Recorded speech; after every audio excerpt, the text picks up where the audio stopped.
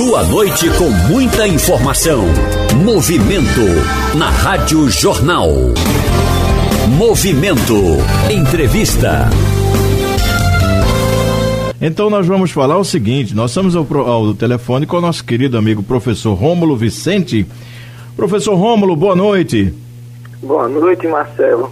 É um prazer falar com você. Boa noite a todo mundo que está nos ouvindo. Prazer é todo nosso. O professor Rômulo é professor de Química, né, de escolas particulares, e traz um tema para a gente que é bem interessante. O museu como elemento importante nas políticas e estratégias de desenvolvimento local.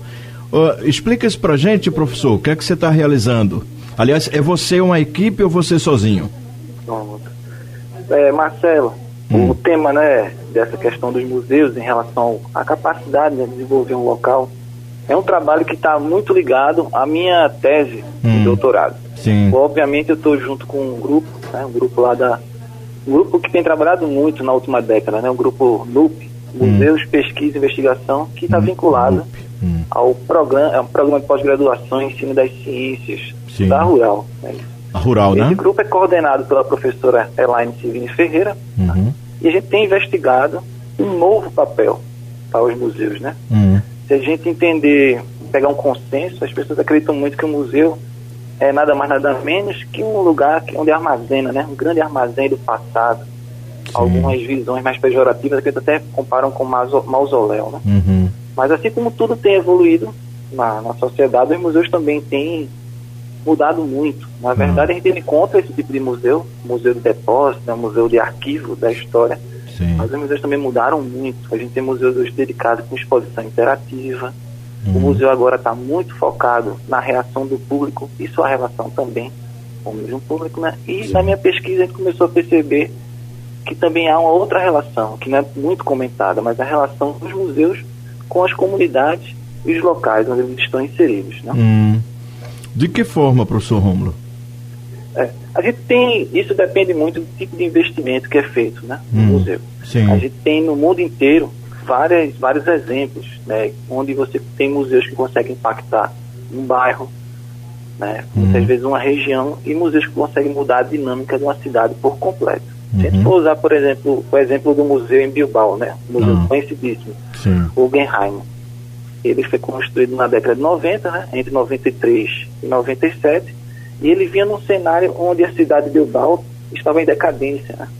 Desemprego altíssimo, a questão principal da cidade era a questão naval, produção, né, construção de navios, estava tudo em declínio. E aí, dentro de um projeto, foi decidido no local onde se tinha os antigos estaleiros construir um museu de grande porte. Aí, quando você tem acesso o contato com o povo de Bilbao, né, tem palavras do tipo Bilbao, depois do museu, o Guggenheim, entrou no mapa mundi. Você sai de uma situação adversa, de desemprego, decadência, né, de desânimo, e consegue, por exemplo, ter em 2016 1 milhão de pessoas visitando exclusivamente o museu. Muito bom. Professor Rômulo, o que é que lhe chamou mais atenção nessa sua pesquisa, a começar dos nossos aqui, Recife, nosso estado, capital do nosso estado? O que é que chamou mais sua atenção, tanto de forma positiva quanto negativa, né? O que pode ser melhorado, Rômulo? A minha vida como professor e pesquisador, ela está muito ligada aos museus de astronomia. Né? Se a gente para um pouco para analisar que Recife, né? Não Recife não, vou ser menos específico, né? Toda a região metropolitana, ela tem uma carga cultural histórica muito intensa. E não é barrismo não, se você comparar com as principais cidades do mundo, a gente, em matéria, né, de, vamos dizer assim, cultura e história, a gente está em pé de igualdade com as maiores cidades. Aí o ponto negativo é você ver todo esse potencial no Recife sendo desperdiçado. Né? Como, por exemplo, eu vou dar 2 exemplos aqui, voltados ao Museu de Ciência. Né? A gente ia ali no Parque do Jiquiá, ali próximo a São Martim, que eu passei 6 anos morando lá, né? Uma área que eu conheço bem, com muitas dificuldades, falta de estrutura, mas a gente tem lá um único exemplar da torre de amarração de dirigíveis no local, né? Onde foi construído no mundo. É um único exemplar. E lá chama, é como se o partido chamasse o museu, só que aí falta muita celeridade, muita energia, né, do poder público e até da iniciativa privada em abraçar essa ideia. No bairro da Torre, por exemplo, que tínhamos duas tecelagens, né, duas empresas de tecelagem. Uma virou um supermercado, mas o prédio da antiga fábrica da Torre, que até ligado, né, com o time do Torre, ali Madeira Rubra, ele continua o prédio lá. E a gente tem aqui na Torre uma falta, né, não tem um local de entretenimento, e o museu iria resgatar toda essa história, né, que está se perdendo com o tempo. Poucas casas sobraram daquela época, né, da vida de trabalhadores. Poucos são aqueles que conservam a história. E aí o museu cairia como para guardar esse patrimônio e dar uma nova dinâmica. Esse é um ponto negativo que eu vejo. Rômulo, que outras lacunas a gente poderia preencher? Porque quando a gente fala da cultura pernambucana, ela é muito rica, né? A gente vê isso nas festas do ano, no Carnaval, no São João, no final do ano. A gente tem uma cultura absurda, enorme, de tanta coisa. Existem lacunas, poderíamos ter mais museus e em que área especial, especificamente, se é que você acha que poderíamos ter mais museus aqui na nossa capital, Rômulo? Como eu falei, aquele exemplo que eu citei do Guggenheim, né, esse grande museu, ele conseguiu repercutir com a multiplicação de outras instituições na cidade, né? O sucesso do museu fez com que outras instituições culturais começassem a emergir. E uma cidade que vivia basicamente da venda de navios passou a viver do turismo, né? E aqui a gente tem um potencial inimaginável, e somente para a área da cidade que é muito abandonada, né, na minha opinião, que é o centro do Recife. O centro do Recife ali tem um xodó, né? E quando fala assim museu, tem um xodó na minha vida, que fica ali exatamente entre a rua 1º de Março e a rua do Imperador, aquela esquina ali, no bairro de Santo Antônio. Ali foi construído no ano de 1689 o primeiro observatório astronômico das Américas e também o primeiro observatório do Hemisfério Sul, né? Na época dos holandeses, né, Maurício Nassau mandou construir e colocou a cargo disso Jorge Margraaf, que é contemporâneo de Kepler, contemporâneo de Galileu, e alguns autores dizem que ele era o mais apto a usar telescópio, né, luneta, naquela época. Luneta era uma tecnologia de ponta. Então esse equipamento de ponta, esse equipamento inédito no Hemisfério Sul, que a gente está em 1600, né, o mapeamento do céu do Hemisfério Sul era muito precário ainda, e ele foi o primeiro observatório a serviço de um estado. Tá? Tinha observatórios particulares, tinha um observatório na cidade de Leiden, que era da universidade, onde Jorge Margraaf estudou, e ele foi o primeiro a estar com essa configuração, de servir a um grupo, né, de servir a um governo. Tal coisa só foi se repetir em 1669. E aí quando a gente olha para a Rua do Imperador, e vê que lá a gente tem o Arquivo Público, a Capela Dourada, o Museu Franciscano de Arte Sacra, o Gabinete Português de Leitura, a gente vê que existe uma potencialidade incrível em uma única rua, né, do que a gente chama de centro da cidade. E ali, se a gente consegue dar uma nova visão, né, pensa nesse museu com exposição, um museu voltado ao público, né, um museu com interatividade, vivência e múltiplas experiências, né, porque a gente pensa, quando eu penso no museu de antigamente e de hoje, a gente tem que pensar na relação entre shopping e centro comercial. Como o shopping, né, prejudicou o centro comercial, e como hoje o nível de entretenimento que a gente tem, se o museu não se repensar, se o museu não bolar novas estratégias, ele vai sofrer muito com essa situação. Então a gente consegue colocar lá um museu com toda essa história, né, por trás.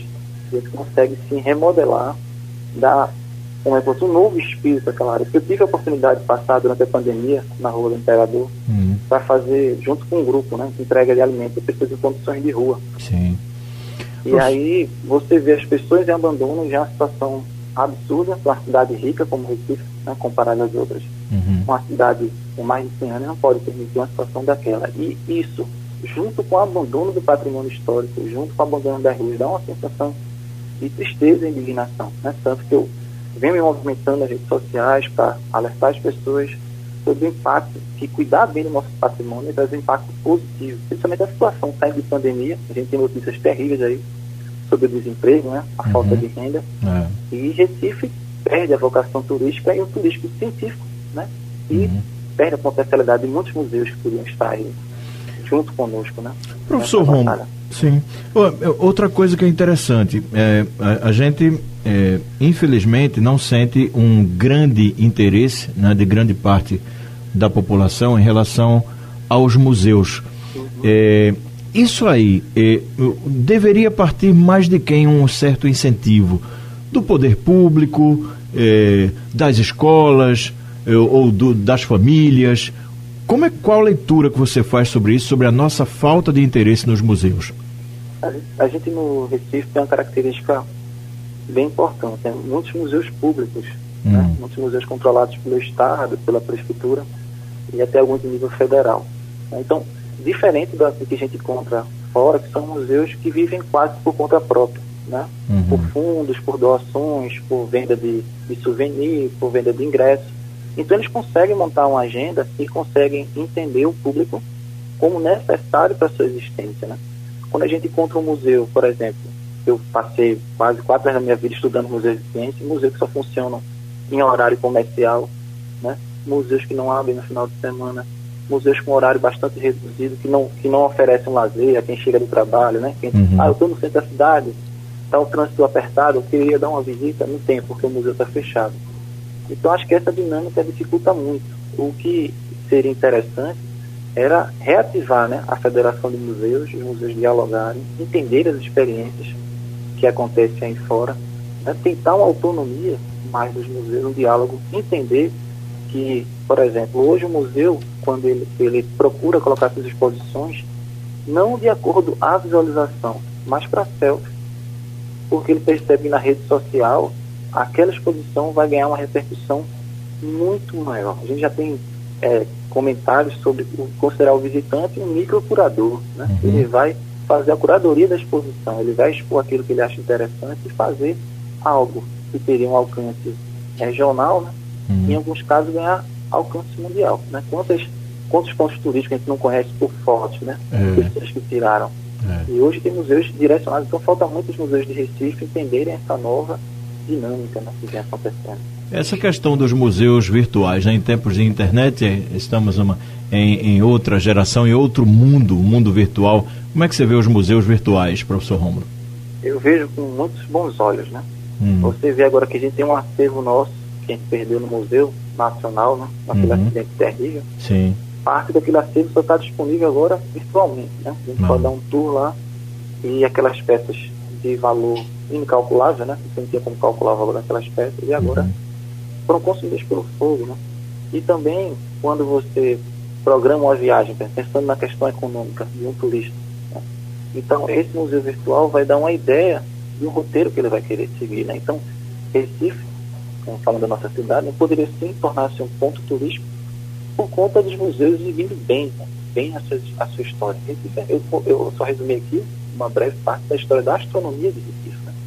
Se a gente andar um pouquinho para o lado para Olinda, a gente tem outra carga histórica relacionada à astronomia. Se a gente anda um pouquinho para o Marco Zero, tem a Torre Malakoff, também uma carga relacionada só à astronomia, né? Sem contar as outras ciências, outras áreas do conhecimento. O museu está sempre ligado à ciência, né? O museu, quando ele está dando os passos corretos, ele está ligado à ciência, à tecnologia, à sociedade e também ao ambiente urbano, né? A proposição dele lá no ambiente urbano. Rômulo, quais os próximos passos seus e da sua equipe em relação a essa pesquisa? Agora a gente vai ter a pandemia, né, afetou todo mundo, principalmente porque instituições como o museu, né, que geralmente tem um espaço curto, ambiente fechado, né, tem poucos museus ao ar livre aqui em Recife, na região metropolitana. A ideia é avançar nessa questão da relação dos museus com as localidades e aproveitar, já que as redes sociais estão sendo, né, extremamente utilizadas, essa relação, como ela tem se dado, né, com os museus fechados, tanto no modelo virtual, com a habitação virtual, ou a questão das lives. Os museus têm trabalhado com lives também, né? Tem sido uma ferramenta importantíssima na pandemia. O trabalho com lives tem que ficar aguardando, né, a pandemia terminar e também, ao mesmo tempo, sem ficar parado, né, entender essa relação dos museus com as localidades, que é uma coisa que a gente consegue ainda averiguar, né, com os casos que já aconteceram. E também a questão do público com o museu através das redes sociais, né? Eu queria que você deixasse o seu perfil, e não sei se a equipe tem um perfil também na internet para as pessoas encontrarem, mas você trabalha pela internet, né? trabalho. Eu vi a necessidade de a gente ampliar esse debate e agradeço muito essa oportunidade no seu programa, né? A gente está conversando, porque há muito, como eu disse anteriormente, ainda há muito no consenso geral, né? De entender o museu só como um armazém de artefatos históricos e etc. Mas o museu ele tem buscado mudar, né? Então eu tenho trabalhado tanto nas redes sociais para divulgar essas questões, divulgar as potencialidades, né, da cidade, como eu falei, né? A questão do primeiro Observatório das Américas, o Parque do Jequiá, a Fábrica na Torre. Aí qualquer dúvida, eu vou estar sempre aqui disposto a conversar com todo mundo para aprender, né? E principalmente, porque é um tema muito complexo, né? Então pode ser que as pessoas tenham desejo de conhecer mais sobre isso, né? Então, tanto no Facebook quanto no Instagram, é romulo.vicente.5. Romulo.vicente.5, né? Ponto 5. Parabéns pelo seu dia, você como cientista, né? Dia 8 de julho, Dia Nacional da Ciência, e o quanto a gente precisa valorizar a ciência nesse país, né, Rômulo? É verdade, a gente precisa fazer um novo normal, né? Normal com valorização assim, entre o patrimônio histórico nosso, né? Maravilha, meu querido professor Rômulo Vicente, muito obrigado pela entrevista, um grande abraço e sucesso aí nas pesquisas, Rômulo. Obrigado, Marcelo. Até mais. Até mais. O professor Rômulo Vicente conversou com a gente e trouxe o tema o museu como elemento importante nas políticas e estratégias de desenvolvimento social.